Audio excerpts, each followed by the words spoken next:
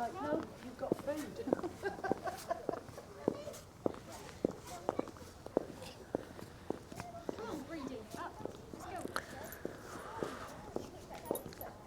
Good morning.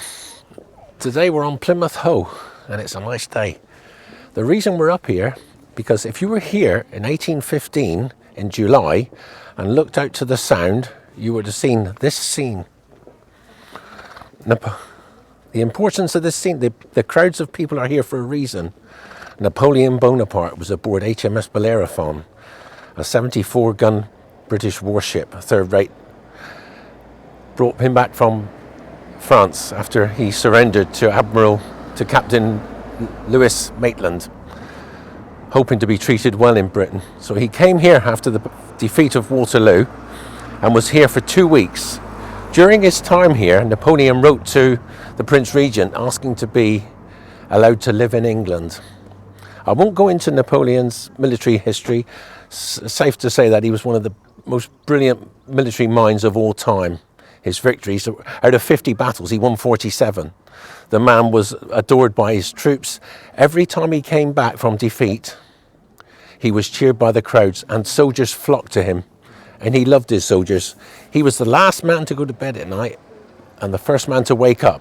He arranged everything from food supplies, horses, shoes, even the shoes, and hospitalization. He arranged this for every unit in his army, every army corps during his time. And this gave him such a following in France that every time he came to the fore, he was adored and people flocked to his colours. He was able to raise armies after armies, hundreds of thousands of men.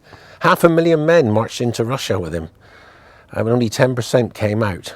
60,000 men survived. Some just disappeared, others were defeated, others died in the snows in Russia. He came back again from exile in 1815, tried to raise another army. He did, he raised another army successfully. He wanted peace with Russia and Britain. They didn't want any of it. They declared him an outlaw and sent soldiers into France. Russians, Prussians, British. They met at Waterloo. Napoleon got a jump on them. He marched in between the Prussians, hoping to separate the Prussians from the British. This happened just before the Battle of Waterloo at Ligny and Quatre Bras. He fought 2 battles there. Both sides, the Prussians and the British, retreated to Waterloo. Then the disastrous Battle of Waterloo. He lost. He came back to Paris, tried to raise another army, but the Senate was against him. So he decided to leave. He thought he'd go to America, where he had a lot of friends, and took a boat. But his Joseph Fouquet, who was his chief of police, informed the Allies, the British, who were blockading Rochefort, that Napoleon was trying to get out of France.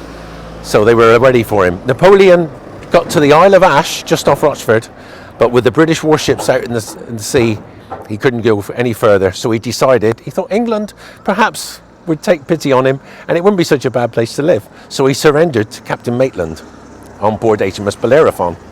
He was brought to Tor Bay for a couple of days where people weren't allowed to go on board ship, and then he came into Plymouth. The ship arrived in Plymouth on the 26th of July. The people in Plymouth and England in general, they had sympathy for Napoleon.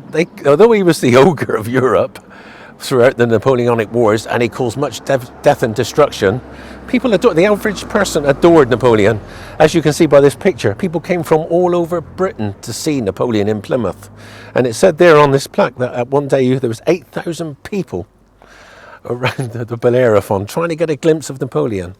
He would come out every day on the back of the ship, just stood there and watched the people adore it. He must have thought, why did these people ever fight me? Is this him here? That's him, the lieutenant. Well, the little lieutenant. He started off as a lieutenant, ended up as Emperor of France. He actually crowned himself Emperor in 1804 of France. He put the crown on his own head. Although he was a bit of a megalomaniac and was adored by people, I think he thought too much that his how can I say it? He was invincible. Wherever he went, he had victories under his belt. Even in the jaws of defeat, at Lutzen in just before he was exiled, before Waterloo the first time, after he retreated from Moscow, he came back to Paris. He raised a fresh army of 200,000 men to take on the Allies. He won 3 victories, 3 battles, before being trapped in Leipzig and forced to withdraw. But they surrounded him in Leipzig, but he got out. He actually pulled out. So Phil, Yes. why was he in Plymouth? Why did he come to Plymouth? And how long was he here? From July 26th to August the 4th, he was brought to Plymouth because he surrendered to Maitland, and the Bellerophon went into Torbay and then came down to Plymouth because it was on the Atlantic side. So this was the nearest port. To go all the way to London, you don't know what might have happened. There would have been thousands and thousands of people in London crowding, because some people, they said, came from London to see him here. He was so popular. He was here for 2 weeks while the government decided what to do with him. He wasn't allowed to come ashore. Why not? Because look at the reception he would have got. He would have been mobbed. And the British government were still worried that he had a lot of support. Even in this country, people love Bonaparte. You know? Would the British legal system have helped him had he set foot on land? Don't know about that. I don't know. I don't think they would have gone against the government anyway, because it was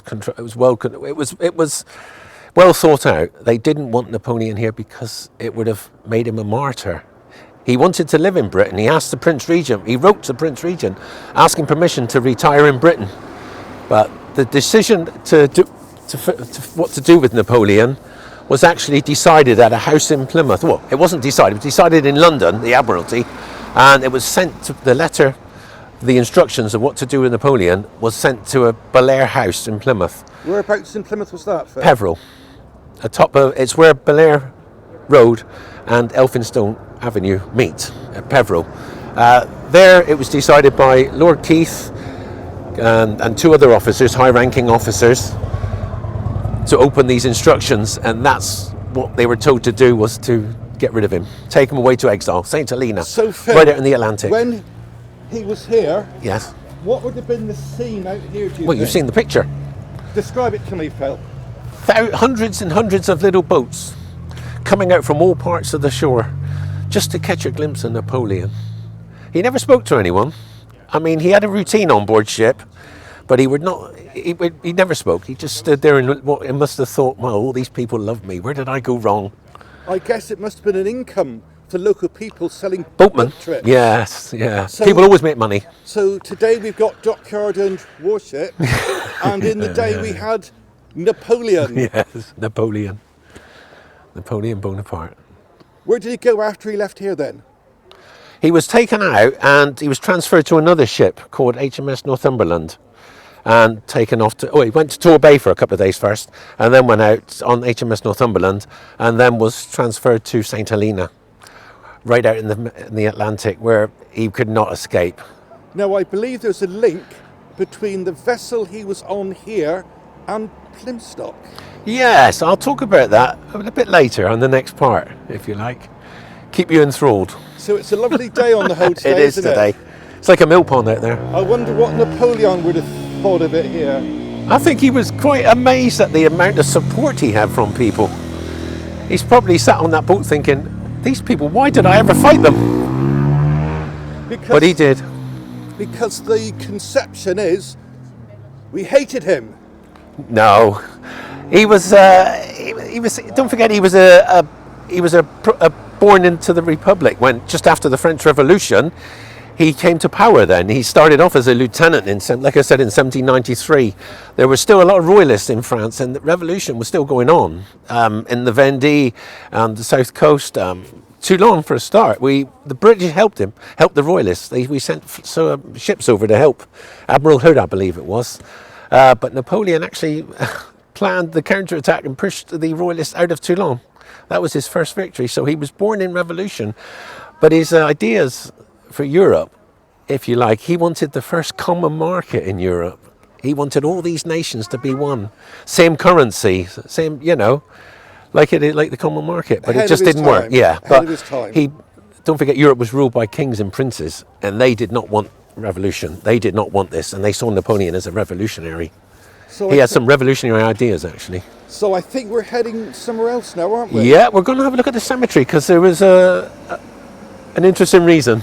So And where is that, Phil? down at Stoke Dambrel. We'll see you there. See you there.